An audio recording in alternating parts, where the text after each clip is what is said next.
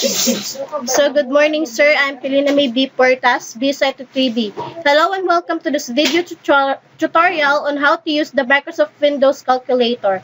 So, I'm going to show you how to copy calculations made on the Windows Calculator and paste the result into a Notepad document.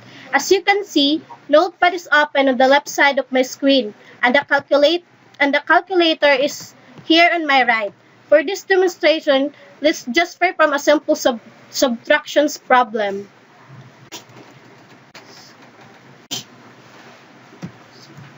So I'm going to enter the current year and then subtract the year when I was born.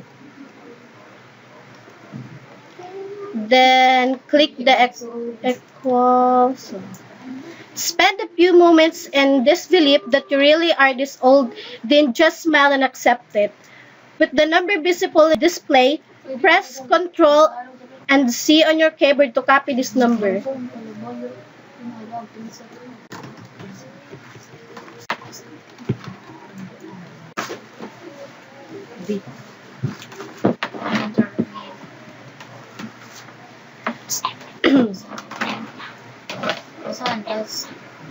So this is the quick and easy way to transfer calculations from the Windows Calculator to another applications on your computer.